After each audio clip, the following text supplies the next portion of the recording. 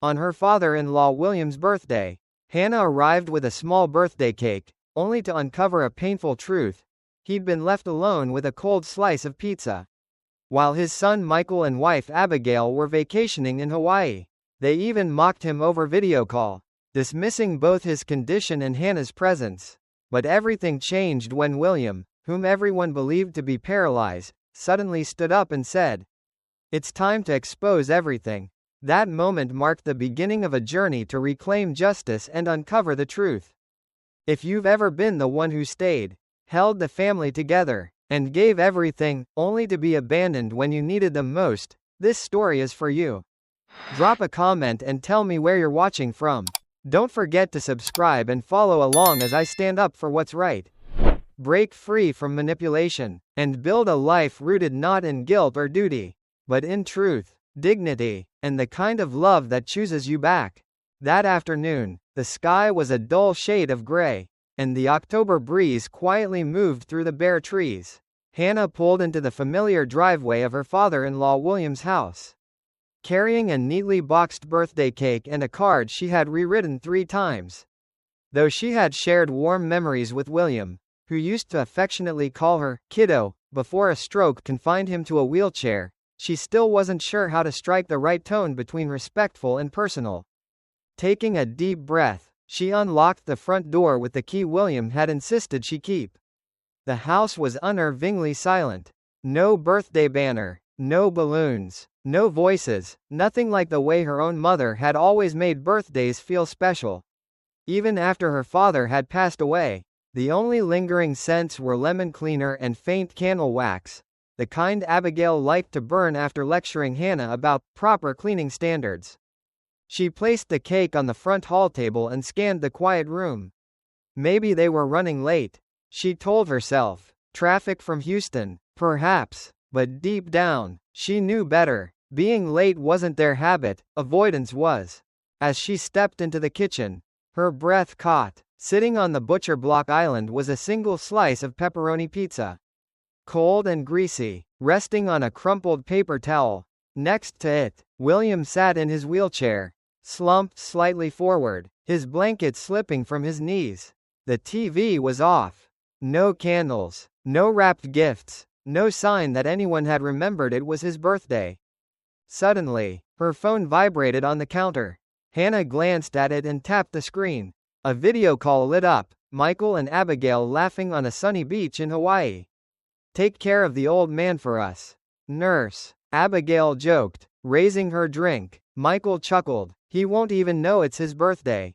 Hannah froze, anger bubbling just beneath her skin. She turned to William. He hadn't said a word, but his eyes were trembling, hurt, humiliated. Then, something unexpected happened. He slowly shifted, letting the blanket fall to the floor. One foot touched the tile, then the other. His legs twitched slightly, muscles responding like they were fighting memory as much as gravity. And then, inch by inch, William stood up. Hannah held her breath. He didn't fully straighten, but he was standing. The man everyone believed to be paralyzed was upright, looking directly at her. His expression was unreadable, part challenge, part plea. She didn't speak, afraid that any sound would shatter the moment. "I started back in summer," William whispered. 10 seconds at a time when they went shopping. Added 5 more each week. "I kept the tremors, let them think I was weak." And just like that, everything clicked. The sedatives Abigail had insisted he take. Michael moving workout equipment into William's bedroom because Dad doesn't use it anymore. All the pity, all the control, all the manipulation. They had orchestrated it, not just to ignore him, but to use him. But William had been fighting back. Not just physically, he had been documenting. He reached over to a hidden latch in the bookshelf. A drawer slid open, revealing a weathered accordion folder and a flash drive. "I recorded it all," he said. Garage cam, baby monitor, phone calls with doctors, lawyers, even last night. Michael bragging about changing my IRA beneficiary. Hannah's pulse raced. So many things made sense now. The cryptic financial conversations, the sudden concern about William's incapacity, the push to move him into a facility. They weren't just cruel, they were calculated. Holding the flash drive, Hannah looked at William. He wasn't the fragile old man she'd believed him to be. He was a father, a soldier, a man who had been quietly surviving a war in his own home. And in that moment, she knew she couldn't remain a bystander. She wasn't just holding evidence.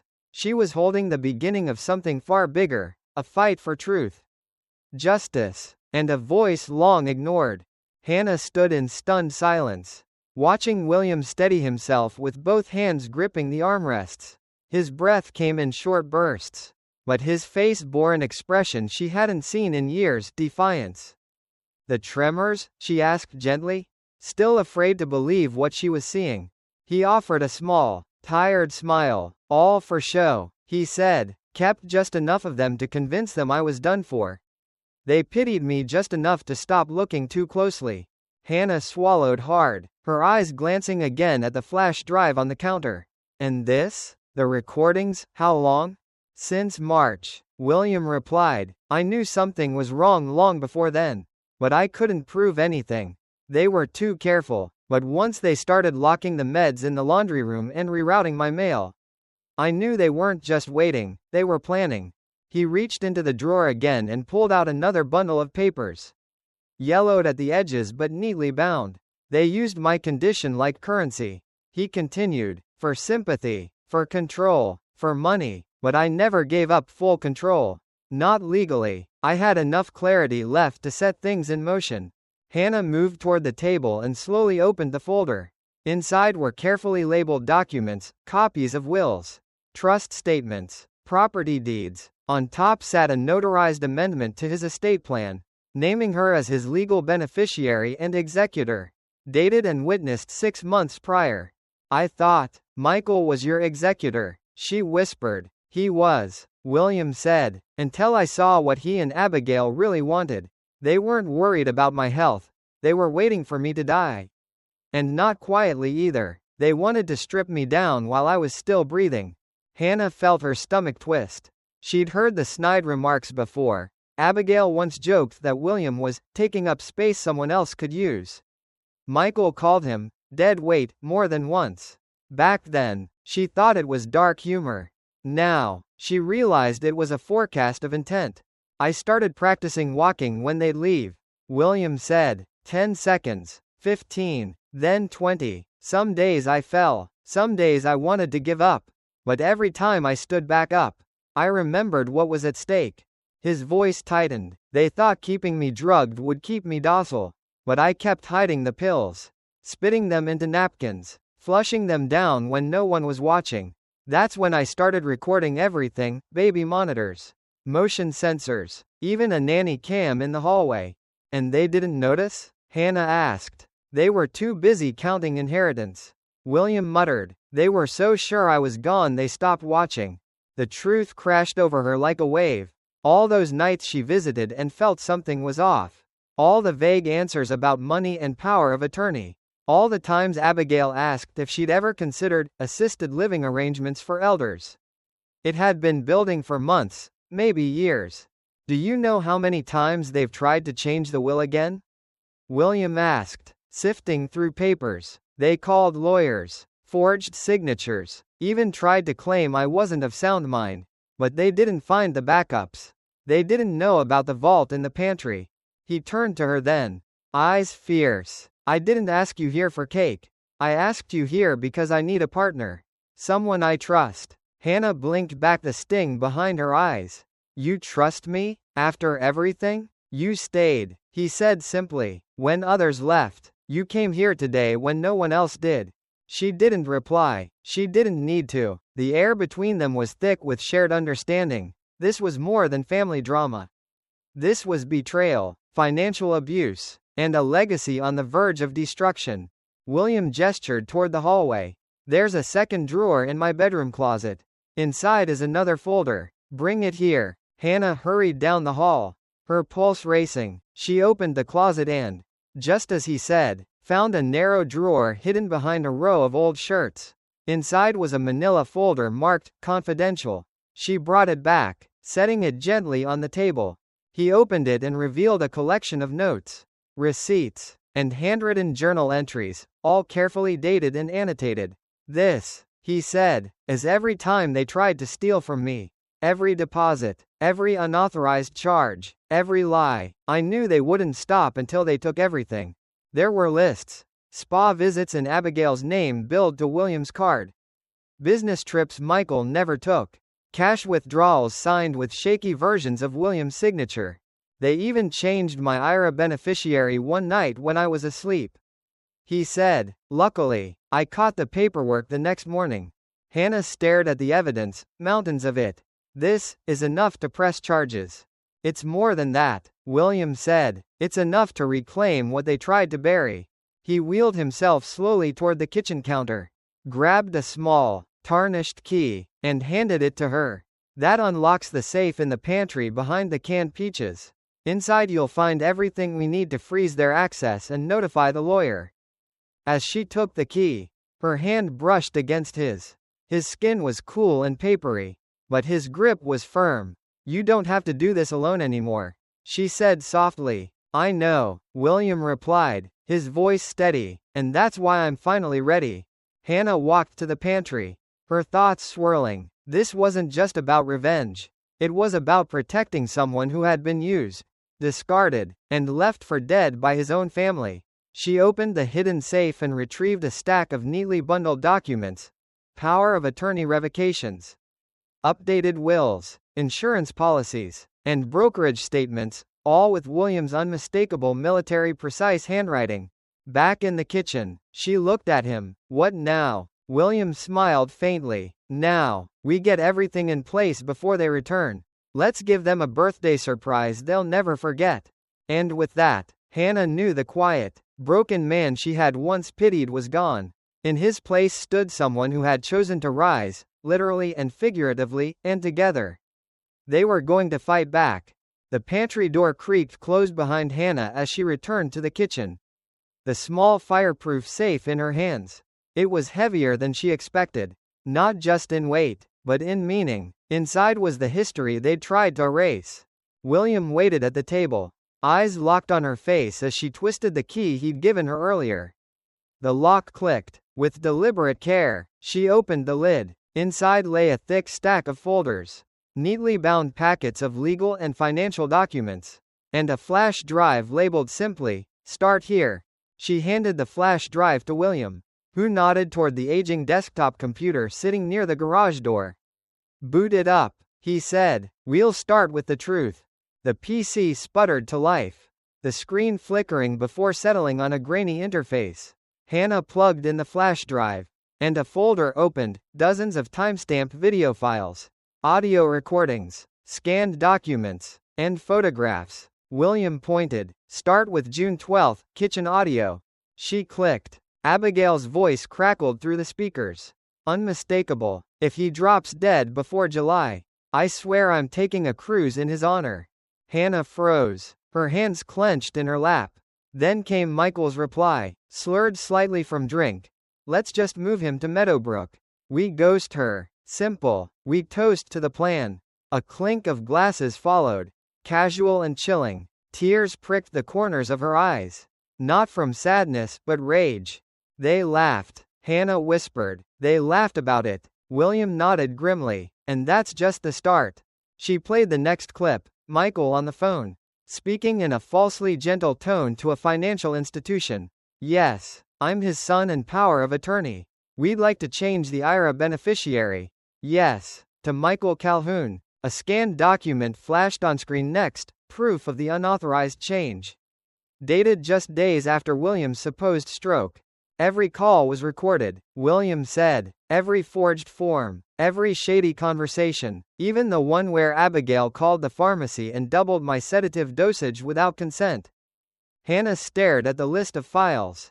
One was labeled, Baby Monitor, Guestroom.mp4. She hesitated, then opened it. A grainy video played, Michael digging through William's desk drawers while Abigail rifled through the filing cabinet. "She said I was paranoid," William muttered, "but I knew they were looking for the original trust papers." Hannah's stomach churned. These weren't just passive betrayals, they were deliberate, premeditated acts of financial coercion and emotional abuse. They forged letters, William added, tried to move funds from the brokerage account into one of Michael's LLCs. Said I approved it, but I never signed a thing. He motioned to another folder inside the safe. Hannah pulled it out, revealing neatly tabbed files, assets, medical records, trust amendments, and one that simply read abuse. Inside the abuse file were transcripts of threatening voicemails, photographs of bruises on William's arms from rough handling, notes from his doctor expressing concern about overmedication, and handwritten memos from William documenting daily interactions. They said I was forgetful. He said that I didn't know what day it was. But I recorded everything, wrote it down, hid the originals and made copies. His hands trembled slightly, not from weakness now, but from fury long held. Hannah glanced at the medical notes. They tried to build a case for legal guardianship. She said aloud, reading through the files. They wanted to take full control, claim you weren't mentally sound. But I knew they'd try, William said, so I scheduled evaluations on my own. Secretly, the doctors who assessed me off record said I was capable. They even gave me written statements.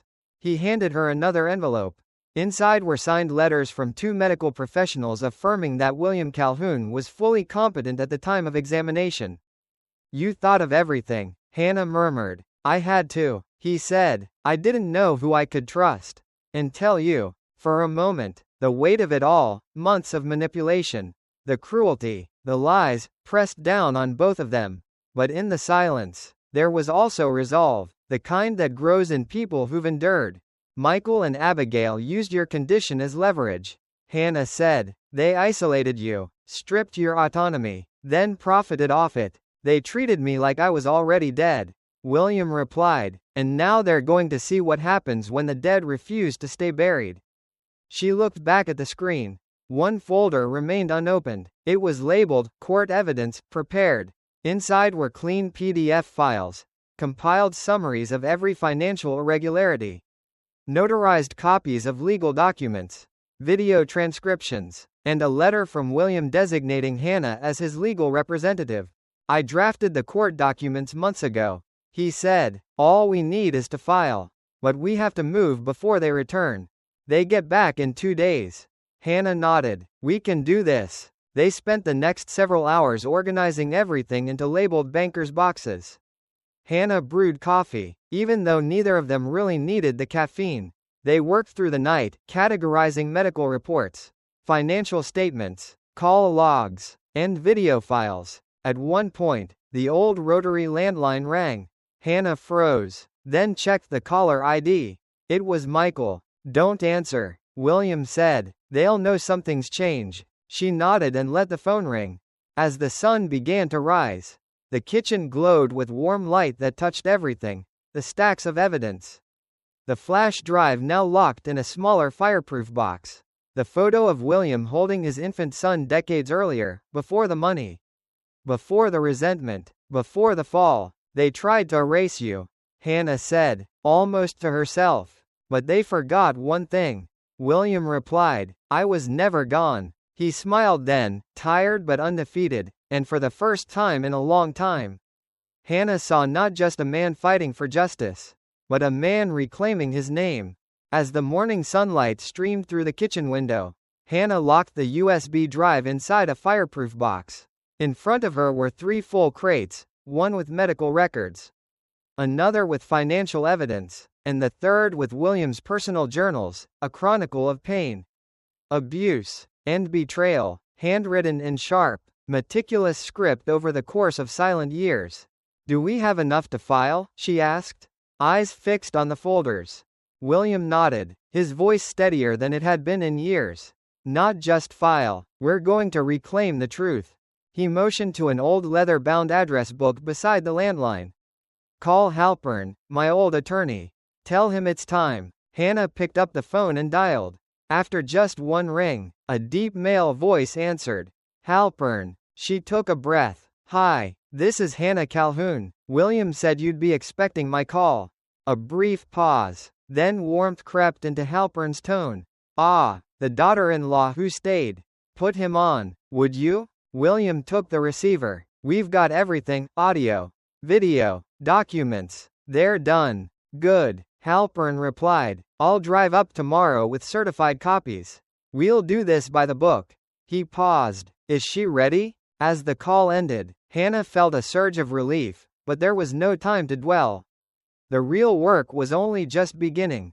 William rolled over to the pantry and retrieved a small safe hidden behind cans of peaches. Inside were stacks of carefully labeled packets, life insurance documents, brokerage statements, and, most importantly, a legally notarized durable power of attorney signed just 3 months after his so-called stroke. Everything was properly signed and verified, transferring full legal authority to Hannah. From this point on, William said, you act on my behalf. Every move we make has to be deliberate. No mistakes. Hannah began sorting the files into folders. Asset theft, fake banking authorizations, elder abuse, beneficiary fraud, and medical coercion. Each document was labeled, triple copied, and backed up on an encrypted external drive. By 8 p.m., everything was ready. Halpern had confirmed his arrival at sunrise. But William wanted to make one more move. Call Michael, he said calmly, like he was ordering dinner. They need to hear us, this time. From a position of power. The rotary phone rang twice before Michael picked up. Well, hey there, birthday boy, he sneered. The maid cut the cake yet? In the background, Abigail's shrill laughter echoed like a badly timed punchline. But this time, William didn't stay silent. He looked at Hannah and nodded. She pressed the speaker button. Actually, Hannah said, voice sharp as a scalpel, I'm carrying out responsibilities granted to me under a legally binding, notarized power of attorney, signed by William Calhoun 6 months ago. Silence. Then Michael's voice cut back in. Sharper now. What the hell are you talking about? We've documented everything, she continued, calm and unwavering, from forged financial transfers to unauthorized medical decisions, from beneficiary changes to property theft. William leaned back in his chair, steely-eyed. Get ready for court. Abigail shrieked. You can't prove anything. It was all family money. Family? Hannah scoffed. That house is under an irrevocable trust. Selling items from it is not only immoral, it's illegal. Who the hell are you to talk like that? Michael snapped. You're not even blood. I didn't need to be. William replied. She was the only one who stayed. A click ended the call. But the energy in the room stayed dense, charged. Tomorrow, William said, turning to Hannah, we're not victims anymore, we're plaintiffs. The next morning, as Halpern entered the house in a tailored gray suit with a briefcase in hand, Hannah was ready. The 3 boxes were lined up on the floor, and in her purse sat the original power of attorney and the USB drive containing every piece of damning evidence. Halpern flipped through a few folders, eyebrows rising with each turn of the page. This is meticulous. With this, we're not just looking at a civil case, we might be triggering a criminal investigation.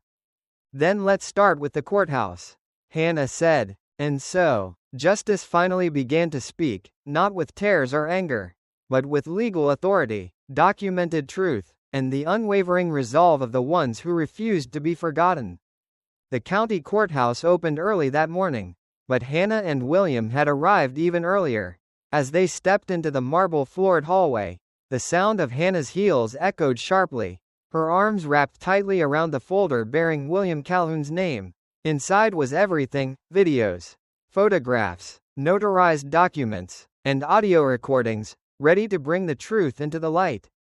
Michael and Abigail were already seated in the courtroom, dressed sharply, wearing smug expressions. They whispered to their attorney, relaxed and confident, as if this was nothing more than a formality, another opportunity to reassert their control.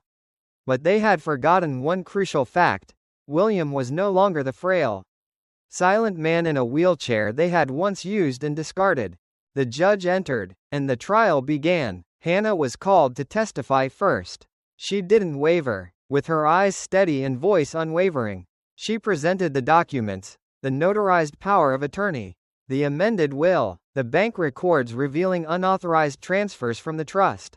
And included here, she said, handing a USB drive to the court assistant, are audio and video recordings from security cameras and in-home monitors, in which the defendants, Michael Calhoun and Abigail Calhoun, admit to manipulating legal documents, abandoning an elder, and misappropriating trust assets. A hush fell over the courtroom as the screen lit up with footage from William's birthday, the image of him sitting alone in a dim kitchen, a single slice of cold pizza in front of him. Then Michael's voice rang out from a video call, dismissive and cruel. "Let the old man rot. It's not like he knows what day it is." Abigail laughed and added, "If he drops dead before July, I'm taking a cruise." The judge's face grew stern as she called William to the stand. The courtroom fell silent as he slowly rose and walked, unaided, to the witness box. His steps were slow but steady. His eyes locked on Michael's with quiet force. "I am of sound mind," William began, "and I made every decision regarding my estate knowingly and of my own will. No one coerced me. I made those changes because I realized my son and his wife were using my condition to enrich themselves." Michael's attorney attempted to argue manipulation, that Hannah, not being a blood relative, had influenced William's judgment, but Hannah calmly presented an audio recording from the night before the trial, in which Michael had confessed, "She's not family, but the old fool gave her everything." The judge didn't blink. She turned to the will, notarized 6 years earlier, outlining the transfer of all fixed and liquid assets to a new trustee. Hannah. Abigail, red-faced and trembling, stood up and shouted, "This is fraud. He's old and confused. She tricked him." The will was executed when Mr. Calhoun was in good health and accompanied by a certified physician's statement. The judge replied, "Furthermore, we have video confirmation of his mental clarity, recorded just 3 days ago." The courtroom screen came alive again, this time showing William in his study at the care facility, sitting upright with clarity in his gaze. "I know exactly what I'm doing," he said, "and I'm choosing the only person who didn't abandon me." The room fell into silence. Michael shot to his feet, pointing at Hannah. "She manipulated him. She's a gold digger. This was all a setup. You should sit down," the judge said, unfazed. "You've already incriminated yourself. We have evidence of elder abuse, financial fraud, and forged legal documents." She straightened the papers in front of her and continued, "Therefore, the court rules in favor of the plaintiff. All assets are to be transferred to the legal power of attorney, Hannah Calhoun. Furthermore, the case is referred to the district attorney's office for possible criminal investigation." Hannah didn't speak. She turned to William, meeting his gaze, no longer burdened with fear, but filled with peace. Not because of the money, because the truth had finally been recognized. Outside the courthouse, the afternoon sun poured over the stone steps. William refused the wheelchair, walking slowly beside Hannah, his cane tapping gently with each step. Each footfall seemed to bury the years he'd been ignored, replacing them with something new, not just for him, but for Hannah too. She had turned kindness into strength, and silence into justice. That afternoon, after the trial ended, William and Hannah returned home, to the same house that once held so much silence and sorrow. But now, a growing sense of peace. Golden evening light filtered through the windows, washing over the dinner table set with quiet care. No more cold, lonely pizza slices on a paper towel. Instead, the rich aroma of bubbling lasagna filled the kitchen air. Hannah laid out the plates, this time real china, not paper. She poured sweet tea into glass tumblers and folded cloth napkins at each place setting. A small candle flickered in the center of the table. Nothing extravagant, just the kind of everyday dignity William had been denied for too long in his own home. William took his seat across from her. His silver hair shimmered in the candlelight as he glanced around the familiar kitchen, now warm and still. For a while, neither of them spoke, but the silence wasn't heavy, it was comfortable, earned, and understood. Finally, William set his fork down and looked up, his voice quiet and sure. "Blood doesn't make a family," he said. "Presence does. Love does." Hannah froze for a second, not because she was surprised, but because she knew how long it must have taken him to reach that truth, after a lifetime of believing otherwise. after being betrayed and left behind by those who shared his name. I used to think, William continued, that I had to forgive Michael and Abigail, just because they were family. But what kind of family sees you weak, and turns that into a paycheck? You saw me weak, and helped me stand. Hannah said nothing at first. She tightened her grip on the glass of tea in front of her, steadying her heart. In her mind, what she'd done hadn't felt heroic. She had simply stayed. She had done the right thing. She had shown up, over and over again, when no one else would. William looked down at his empty plate, then chuckled softly. It's been a long time since I had a proper meal at this table. No cold pizza tonight, Hannah replied, smiling gently. They both laughed, not because it was funny, but because it was true. And somehow, laughter helped lift what still lingered. After dinner, William reached into the drawer below the table and pulled out an old photograph. It showed him and Hannah's late husband standing beside a beat-up fishing boat, both grinning ear to ear. In the center, Hannah held up a tiny fish like it was a trophy. I kept this one, William said, handing it to her, because we both looked happy. Really happy. She traced her fingers over the frayed edge of the picture. That was the last summer before everything changed. William nodded slowly. Your husband's death, it shattered a lot in both of us. I think that's when Michael turned bitter. When I fell ill, Abigail saw her chance. And me? I got lost. But you stayed. Hannah looked at him. Because you never gave up on me either, not even when you didn't have to. He smiled again, a smile free of resentment now, full of quiet gratitude. Night crept in gently. Outside the window, porch lights flicked on up and down the block. Inside, the house held a stillness not of loneliness, but of healing. Hannah stood by the window, holding her warm glass of tea, gazing out over the front lawn, the one Michael had promised to re-sod but never did. Maybe I'll plant lavender in the spring, she said softly. William stood beside her, resting his hand lightly on his cane, shoulder brushing hers. That would be a good start. There was nothing more to say. Everything that needed to be spoken had been said, through actions. Resilience and trust rebuilt after betrayal. Later that evening, they recorded a short video for the Community Foundation's website. William explained the clause revisions. Hannah invited viewers to share their stories, stories like hers, stories like his. When the camera stopped rolling, William turned to her. You ready for what comes next? Hannah smiled, this time, without hesitation. I am. In the end, this wasn't just a story about betrayal or legal justice. It was about rediscovering what truly defines family. Through quiet strength and unwavering loyalty, Hannah and William proved that love, presence, and truth matter more than blood. And sometimes, the ones who stay, not because they have to, but because they choose to, are the ones who truly become family.